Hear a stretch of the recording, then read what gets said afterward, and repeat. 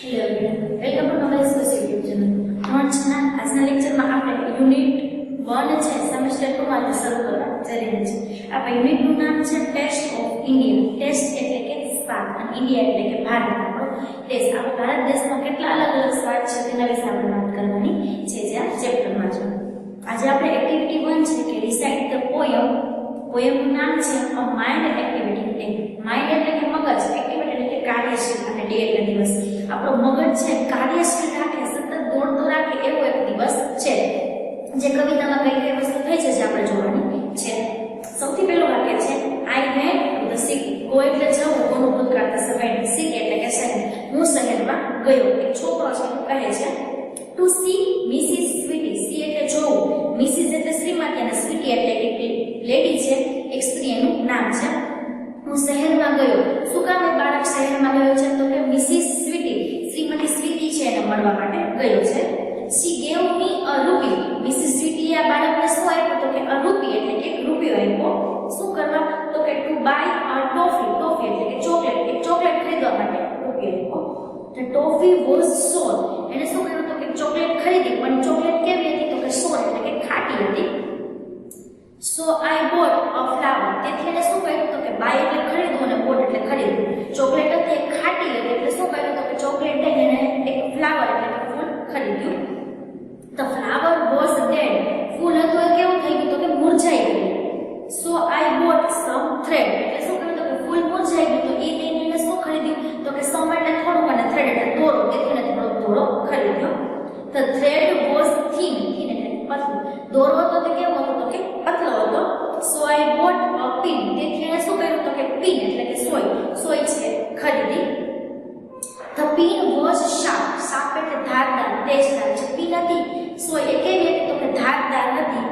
So I bought a harp. તેથી એને શું ખરીદ્યું? તો કે પિન દઈને બોટ એટલે ખરીદ્યું. harp એટલે કે એક એવું યંત્ર આવે છે વગાડવાનું હોય છે. તમને ચિત્રમાં દેખાયું છે. The harp couldn't play. A harp છે મારાથી વાગતું નહોતું, એ બાળકથી વાગતું નહોતું. So I gave it away. તેથી એને શું કર્યું? તો કે એ harp હતું એ એને પાછું આપી દીધું.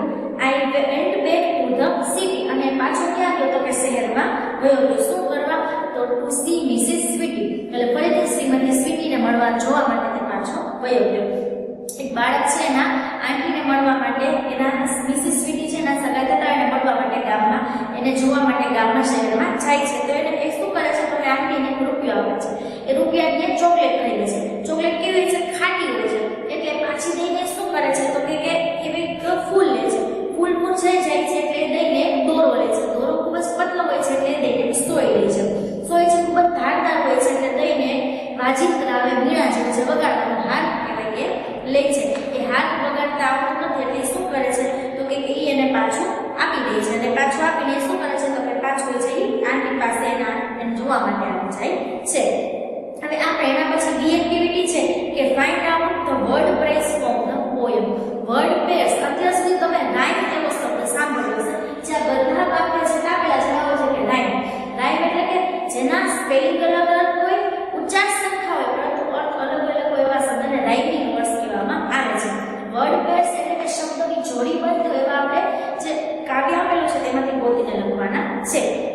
આ એક્ટિવિટી તમારી ટેક્સ્ટ બુકમાં પેજ નંબર 1 માં છે. આ બીમાં ખાલી જગ્યા આપેલી છે ત્યાં લખવાની છે. એક્ઝામ્પલ આપેલું છે કે સિટી, તો એની સાથે સિટી જેવો શબ્દ બોલવામાં કાવ્ય છે એમાં કયો લાગે છે? તો કે એની નીચે જ શબ્દ છે સ્વીટી. તો સિટી અને સ્વીટી એ બે વર્ડ પેર કહેવાય. પેલું છે રૂપી. તો રૂપી સાથે શું આવશે? તો પહેલામાં આવશે ટોફી. તો તમારે પહેલામાં ટોફી એવું લખી નાખવાનું છે. એના પછી છે ટોફી એવું લખી નાખવાનું છે. પછી બીજું છે ડેડ. તો ડેડ જેવો શબ્દ કયો છે? તો કે થ્રેડ. એટલે બીજામાં તમારે લખવાનું છે થ્રેડ. એના પછી છે પિન. પિન જેવો શબ્દ શું છે? તો કે થીન. ત્રીજામાં લખવાનું છે થીન. ચોથું છે શાર્પ. શાર્પ જેવો શબ્દ કયો છે? એનો વર્ડ પેર બને તો એ છે હાર. તમારે ચોથામાં હાર એવું લખી નાખવાનું છે. અને પાંચમું છે શોર. શોર એટલે કે ખાટું. તો શોર જેવો શબ્દ બોલવામાં શું લાગે છે? તો કે ફ્લાવર. એટલે પાંચમામાં ફ્લાવર એવું લખી નાખવાનું રહેશે. આ એક્ટિવિટી તમારી 1B થશે જે તમારી ટેક્સ્ટ બુકમાં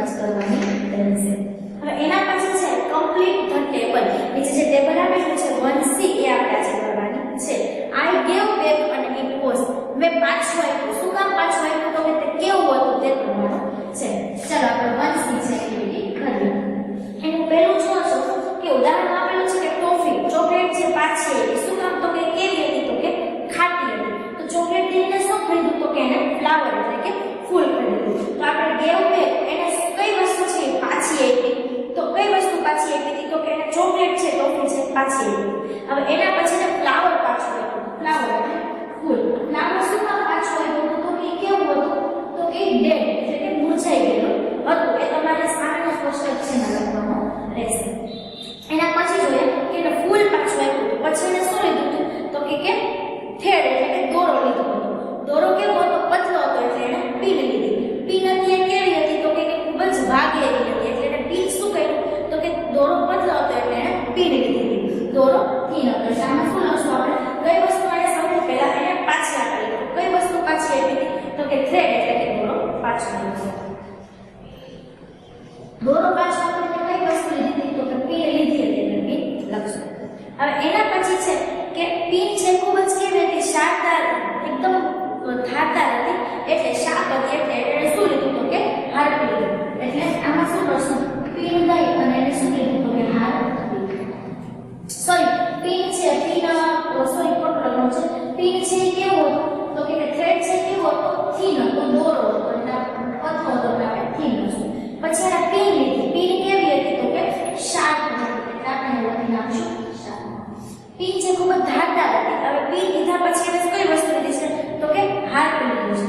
તો ચોથામાં લખશું હાર્પ. હવે જેને લીધું તો વાજિંત્ર એ શું હતું તો કે વાગતું નહોતું તો આપણે શું લખી નાખશું કે વુડન પ્લેટ. આવી રીતે તમારે નીચે 1 2 3 અને 4 લાઈન આપેલી છે એમાં લખવાનું છે. હવે એના પછી છે make sentences using the table and speak allowed. તમારે આવી રીતે જે શબ્દ રેખામાં ઉદાહરણ આપેલું છે I gave back the toffee it was short. એટલે આપણે શું લખશું I gave back the flower it was dead. I gave back the thread it was thin. I gave back the pin it was sharp. I gave back the heart it wouldn't play. જે તો બોલી વાક્ય તમારી પાકી બુકમાં લખવાના રહેશે. હવે આ વાક્ય ઉપર થોડા પ્રશ્ન જવાબ લખેલા છે આપણે આજે એના ઉત્તર તમારી પાકી બુકમાં જ લખવાના રહેશે. હું જે ખાલી જગ્યા આપેલી છે ત્યાં હું જવાબ પણ લખતી જઈશ. તમે આ જોઈને તમારી પાકી બુકમાં લખી શકો. તમારે આ પ્રશ્ન લખવા માટે જે કાવ્યની જરૂર પડે છે આપણે પેરેગ્રાફ બે શીખી છે એ કાવ્ય તમે તમારી ટેક્સ્ટ બુકમાં જોઈ શકો છો. ચલો પહેલું છે the boy went to city to miss. Boy છે છોકરો એ સિટીમાં ગયો કોને મળવા માટે તો કે મિસિસ સ્વીટી. તો આપણે આમાં શું લખશું મિસિસ સ્વીટી. બીજું she gave me. she એટલે કોણ તો કે મિસિસ સ્વીટી. તો તમે પેરેગ્રાફ આજે કોઈ આપેલું છે ને બીજી લીટીમાં પડી જાય છે કે she gave me પછી શું આવશે a rupee. એના પછી which word rhymes with toffee. toffee સાથે કયો શબ્દ છે જે rhyme એટલે કે એની સાથે છે બેસતો હોય તો શું આવશે તો કે toffee સાથે જે rhyme word થતો હશે તે થશે rupee. એટલે આપણે લખી નાખશું rupee. પછી Mrs Sweety gave a rupee to buy. Mrs Sweety એ 1 રૂપિયો આપ્યો to buy એટલે શું ખરીદવા માટે 1 રૂપિયો આપ્યો તો કે રૂપિયો આપ્યો તેમાં આપણે શું લીધી તો એ લખ્યું છે કે to buy a toffee. એ શું લખી નાખશે a toffee. એના પછી which word rhymes with flower. flower સાથે કયો શબ્દ છે જેની સાથે બોલવામાં સરખો લાગતો તો flower ની ઉપર જ છે સોળ એટલે કે ખાટલું તો આપણે એમાં સોળ લખી નાખશું. which word rhymes with dead. dead એટલે કે મરી ગયેલું મુરઝાઈ ગયેલું મૃત પામેલું. dead જેવો શબ્દ એની નીચે જ આપેલો છે thread તો આપણે લખી નાખશું thread. પછી the toffee was ખાલી જગ્યા. ચોકલેટ હતી કેવી તો કે સોળ એટલે કે ખાટલું તો આપણે લખી નાખશું સોળ. the ખાલી જગ્યા was dead મરી ગયેલું મૃત પામેલું મુરઝાઈ ગયેલું શું હતું તો કે flower તો આપણે લખી નાખશું flower. which word rhymes with harp. harp એટલે કે જે વીણા જેવું યંત્ર છે એની સાથે બોલવામાં સરખો લાગતો એ શબ્દ તો કે harp ની ઉપર જ છે sharp તો આપણે લખી નાખશું sharp. એના પછી which word rhymes with pin. pin સાથે બોલવામાં સરખો લાગતો એવો શબ્દ કયો છે તો pin ની ઉપર જ છે thin તો આપણે લખી નાખશું thin. હવે the thread was ખાલી જગ્યા. thread છે દોરો એ કેવો હતો તો કે thin એટલે કે પતલો. તો ખાલી જગ્યા was sharp. કઈ વસ્તુ એટલે કે sharp ધારદાર હતી વાગી જાય તો pin નથી શું એટલે કેવી હતી તો કે sharp ધારદાર હતી. તો ખાલી જગ્યા wouldn't play. કઈ વસ્તુ એ છે જે વાગતી નથી તેમાં આવશે હાર. હાર પછી વાગતું નહોતું. the boy gave away the ખાલી જગ્યા. gave away એટલે પાછું આપી દીધું. હવે એને કઈ વસ્તુ છે પાછું